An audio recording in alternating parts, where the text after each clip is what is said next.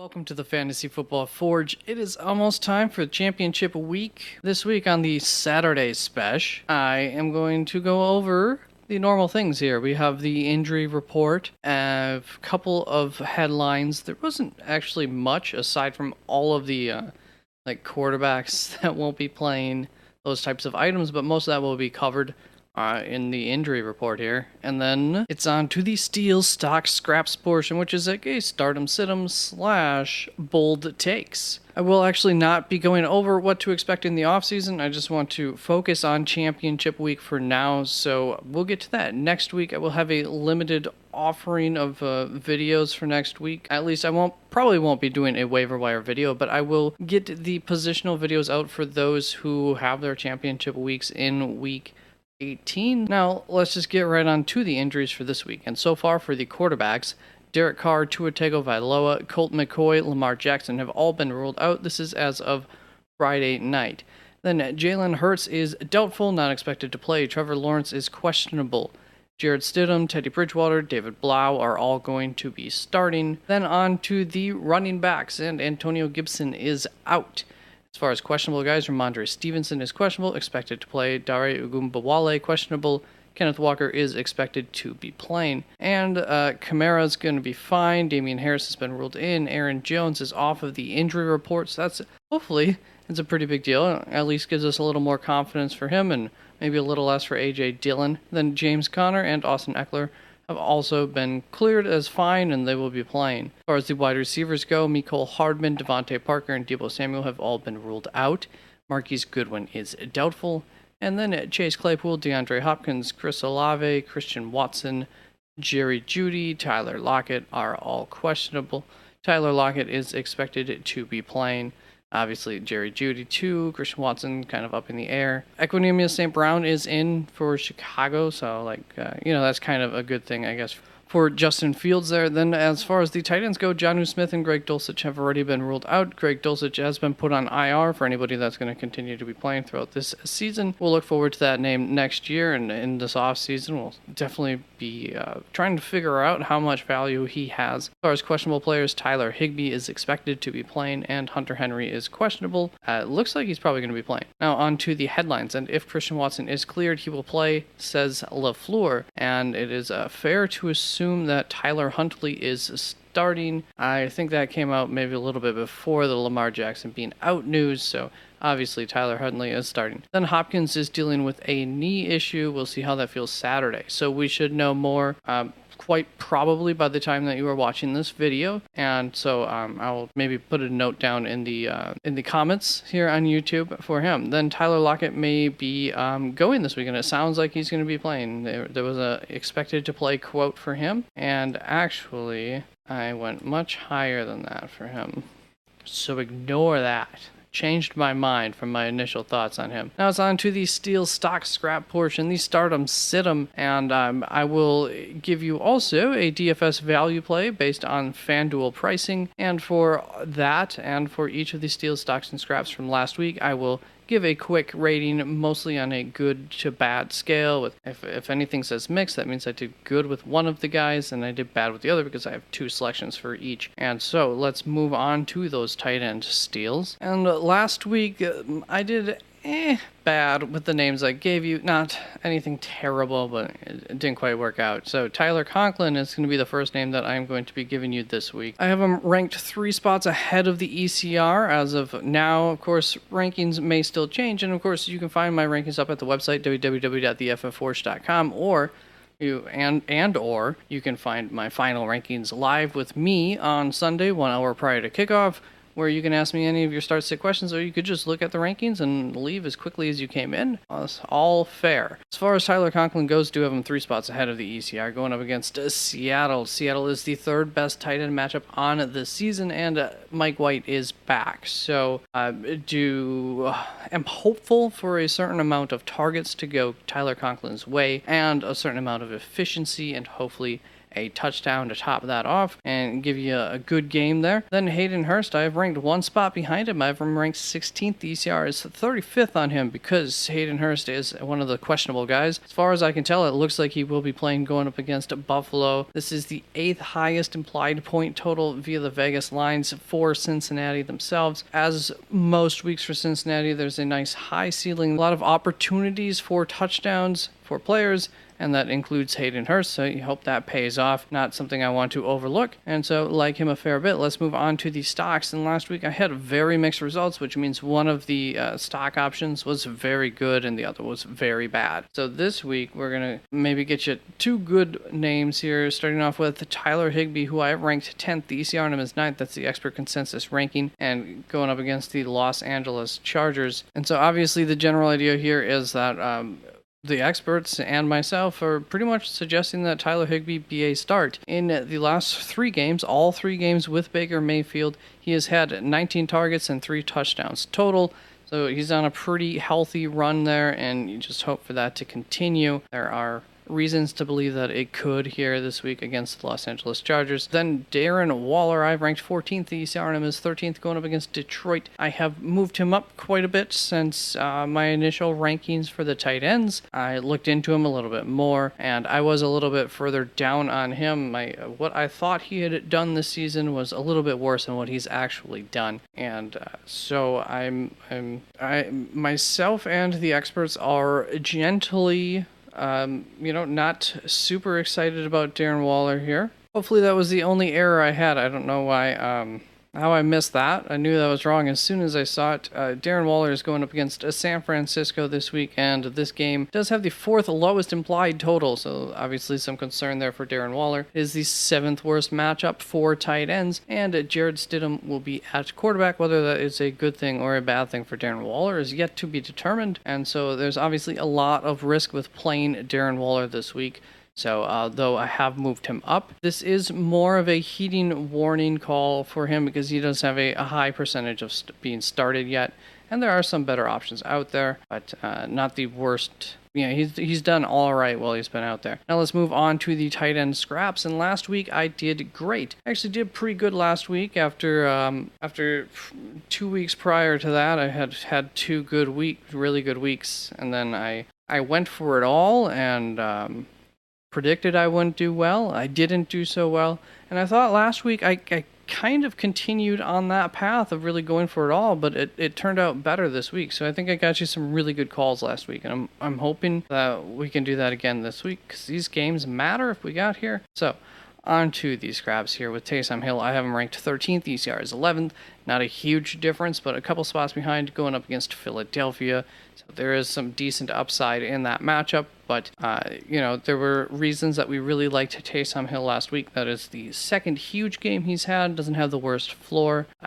To me, I feel a little bit comfortable where I have him back there at 13th, and it was close between him and Waller and even some of the guys behind him. I think there's a decent amount of potential for the back end starting options at the tight end spot this week. But I do not believe Gerald Everett's one of those guys. The experts do. The experts have him at 15th. I'm 5 spots behind that. I have him at 20th going up against the Rams. Not the best matchup or worst matchup for tight ends. I think it was slightly bad, actually. And, the Los Angeles Chargers have all of their weapons back. We saw how that could affect him last week. Donald Parham's back as well. That can eat into some of his work. Speaking of Donald Parham, let's just go right down to this DFS value play. And, he was my value play, and I took a bad swing on him, the better tight end for the Los Angeles Chargers last week. So unfortunately, being the better tight end there last week, it really didn't result in much. Didn't pay off for how cheap he was. So this week, we're not going to quite go that low on the totem pole, but I do have Hunter Henry as my DFS value play. And in case he doesn't play, I looked for one more name, a little bit higher up on the list, but Cole Kmet still seemed to be fairly well priced for the upside that he offers. So that is my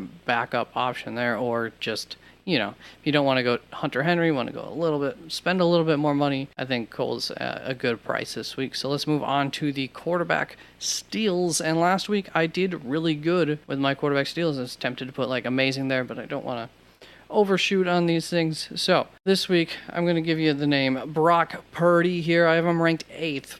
quite high, and it's not that I think he'll end up 8th, it's just that I think he'll end up like 10th this week, no matter what kind of deal. I feel pretty safe with him, and I do think that the team may end up testing out Brock Purdy as far as the coaching staffs goes, to help prepare him for the playoffs, give him some bigger throw situations to just kind of push the limits with him in this game, especially if they get a little bit of a lead. And this is the second best quarter matchup on this season, the entirety of the season, going up against Las Vegas. So there's some upside there. And this is the San Francisco 49ers do have the third highest implied point total this week as well. So there should be opportunities there for Brock Purdy to score.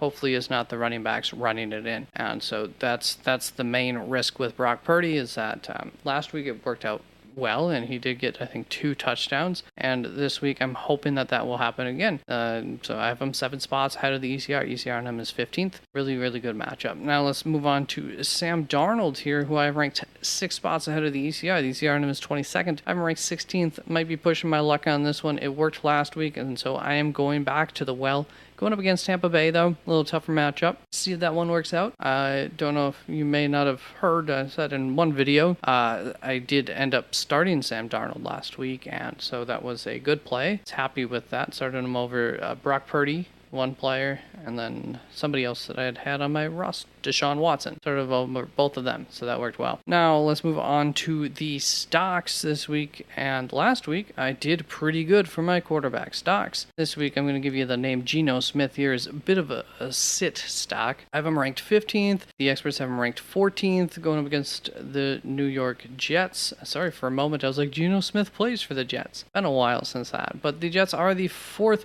worst quarterback matchup on the entirety of the season, the second worst in the past 6 weeks, and Geno has been struggling as of late. So there are some major concerns. I had him ranked higher, and I just ended up pushing him back a little ways on maybe I had him as high as like 11th at one point this week, but there's just too many concerns, and there are other guys who it doesn't feel great but have maybe a little safer floor than he does. So let's look at one of those guys being Gardner Minshew, and it's not some sort of great matchup here going up against New Orleans. Myself and the experts have him ranked at 12th. The good thing is that Gardner's going to be having all of his weapons. There were some concerns about A.J. Brown and Miles Sanders this week, but everybody's going to be there, and Philadelphia needs to lock up their first round bye. So they're playing for not all of the marbles, but a lot of the marbles. And so I expect them to do well again this week. Now let's move on to the scraps. And last week I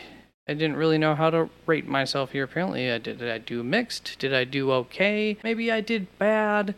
Ultimately, I would say I did acceptable, leaning towards this bad-ish kind of week. So hopefully I do a little bit better this week. And my first scrap is going to be Justin Herbert, who I've ranked 14th. The ECR is 5th. I just want to say right off the bat, I'm not outwardly saying if Justin Herbert's your only quarterback, just go with it. I said that sometime earlier this season too for him, and I don't remember what happened that week, if I was right when I had him in the scraps or not.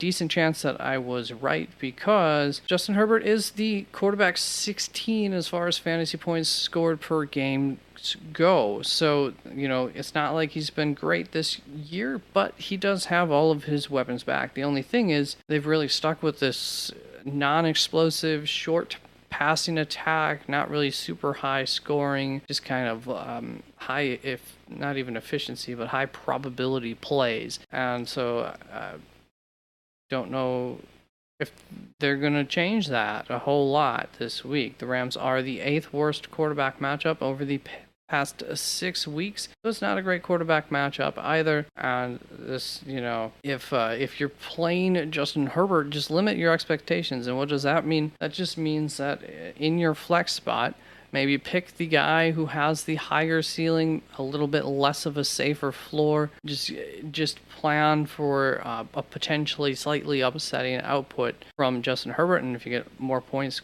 great. And then hopefully that flex spot hits too. But if it doesn't, maybe it makes up for that a little bit as far as expectations go. And let's just move on to Tom Brady here, who I ranked 19th. ECR is 13th, so I'm 6 spots behind the ECR. Nothing new here, really. Going up against Carolina. Tom Brady is the quarterback 19 as far as fantasy points scored per game go. I guess that's where I have him ranked this week. Fitting. This game is the 18th highest implied point total for Tampa Bay in this game, so that's obviously not great as far as any kind of ceiling goes. And so I'm just here to say that you don't have to take some sort of gamble on Tampa Bay having on Tom Brady having his best or second best game of the season. You don't have to. There are other options out there probably that you could use. As far as the DFS value play goes, last week it was easy pickings for me. It was Gardner Minshew was the obvious choice. He was very cheap, and this week we have another obvious choice option, and sometimes that's just the route to go. Teddy Bridgewater is dirt cheap, and I do think that there's some pretty decent upside for him there, so I would go for it, at least in one lineup if I'm making multiple. So let's move on to the running back steals, and last week I had mixed results with a little plus there that did lean towards the better than not as far as the advice kind of ended up lying out, in my opinion. And I've added this here because I gave myself some props a little bit later in the running backs. So right now we'll give myself some dumps, whatever to call them. Thankfully, I would have probably had Hassan Haskins in here if that wasn't a Thursday night game. So maybe things would have been different, but 24 to, I have him ranked 24th this week. ECR was 34th on him, so almost certainly would have made it in here. And thankfully I was not able to suggest that for you. So let's move on to who I will be suggesting, and that is Leonard Fournette is my first steal. I have him ranked 16th. ECR on him is 22nd. This feels really strange to have a Tampa Bay guy in the steals section, but I like the catching upside. It's really not a great running matchup. Carolina's been really good against the run as of late, but if a guy's going to potentially get 9, 10, 11 targets, I love it. So let's move on to Latavius Murray, who I have ranked 32nd. The ECR on him is 36th. That's 4 spots higher as far as where I have him ranked compared to the average expert. Going up against Kansas City, so I do like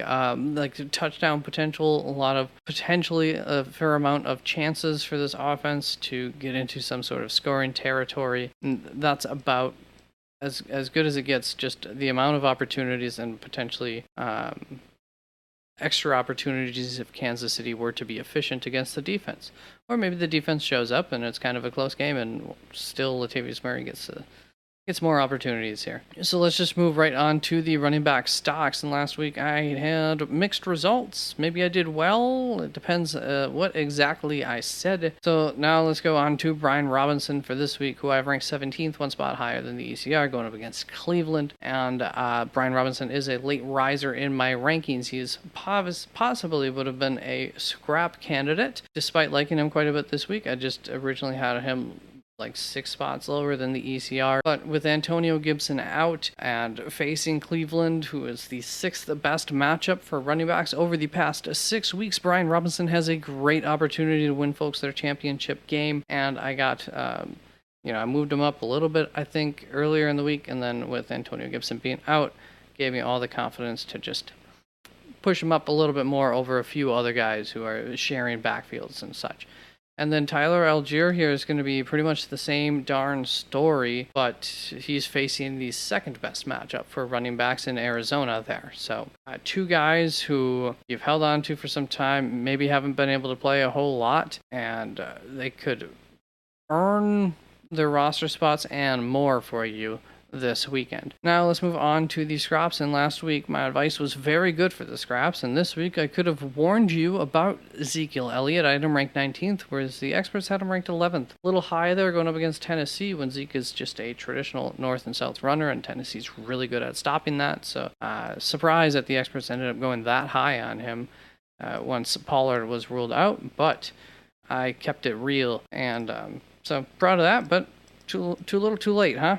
let's move on to who I am going to actually give you. And the first name is going to be A.J. Dillon here, ranked 33rd, going up against Minnesota. So it's really not a bad matchup there, but the experts have him ranked 26th. And with Aaron Jones off of the injury report, I don't really want to be gambling on a guy who is in a timeshare with a rather low floor. Not something that I would like to do, but it is a great matchup, as I said, so there's definitely a lot of upside for A.J. Dillon. Now let's move on to Raheem Mostert, who I've ranked 39th. That is 6 spots behind the experts. The experts have him ranked 33rd, going up against New England. It's just really not a great matchup.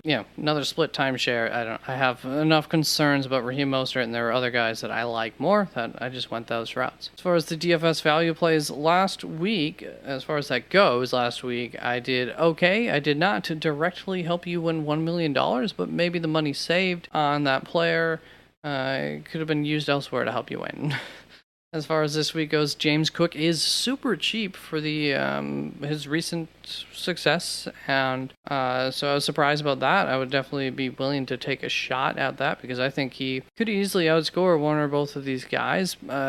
Not super easily, but he definitely could, at least Isaiah Pacheco. I do like the pricing for both of these guys, Isaiah Pacheco, Cam Akers. Expecting some decent games, or there's a decent chance of some pretty good games from both of them. So the pricing's good on them. Let's move on to the wide receivers. I'm tired. It's really hot in here right now. Off my game. Sorry about that. But my picks is fire. That's why it's so hot in here. These are on their game. Did these earlier too when I wasn't tired and hot. So as far as my wide receiver steals go, I almost did amazing last week. Had Watson not gotten injured and had he continued on the same path that he was at in the first half, he might have been the number one wide receiver of the week. So Christian Watson, I'm putting up here again this week if he plays. And so keep an eye on his health, but if he plays, there's no bad news for him. I love it going up against Minnesota. It's an absolute great matchup. I feel the same. No, I don't feel exactly the same way for Tyler Lockett, but I have Tyler Lockett ranked 15th as of now, going up against the New York Jets. We'll see if I get some cold feet on that, but I just do have DK ranked fairly highly. Tyler Lockett's pretty much been the better wide receiver between him and DK. Tends to project better for my projections, at least. I don't want to miss out on that in a week where the receivers get kind of ugly in some situations, and so they've been super optimistic from the beginning on this injury to points that didn't seem realistic with him coming back for this week, but they know a lot more about the injury and everything than we do, so it doesn't seem like it's been a huge concern for them, and so I'm going with it. Now, as far as the receivers, that's right, we can just kind of fly through this stuff. As far as the receiver stocks go, last week I did good, possibly mixed, depending once again on exactly what I said, but for the most part, it did good there. And this week, I'm just going to give you the Miami wide receivers. Stay strong. Don't overthink this. Teddy B is a fine quarterback, and those two have immense amounts of talent. They are elite wide receivers. And McDaniels is a good schemer. So those three combined, like, you're just playing them almost certainly. I can't imagine a scenario where you're not. Now let's move on to the scraps. And last week, my scraps were a layup due to weather. I just chose all New Orleans and Cleveland receiving options, basically, and that worked out well enough.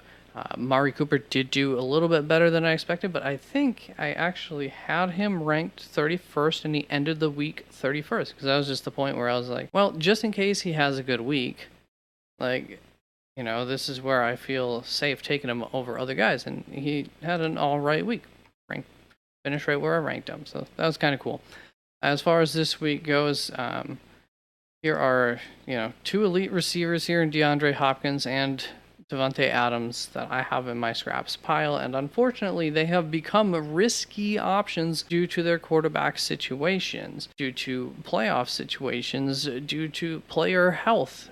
Namely DeAndre Hopkins with his knee issue, and due to the matchups for Davante Adams, that would be San Francisco, not a good matchup. There's a lot of concern with these two. You can see I still have them ranked 17th and 18th. That's about where the back end of like not quite must start guys, but kind of my second tier guys there, where it's like, okay, at this point, I just have to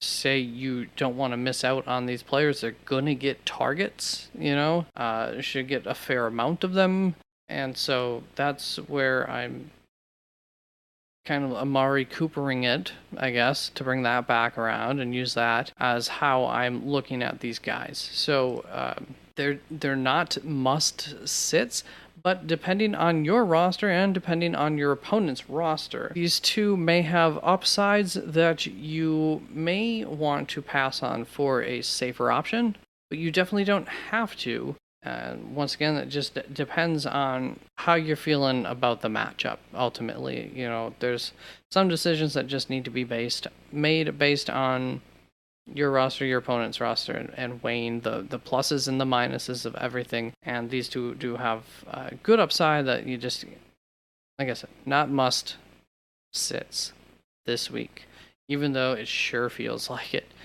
And onto the DFS value play to wrap this up. And last week I did bad for the wide receivers, and this week I think Lockett could be a steal. He's listed very cheaply, was not expected to be starting this week, and so I like that. So that is it for all of my stock steal scraps. You can ask questions in this video in the comments. You can check out my rankings up on the website, and you can come visit me live. Here on YouTube, you can visit me live. All right, I'm done. Can edit this in the morning and get it up. Peace out.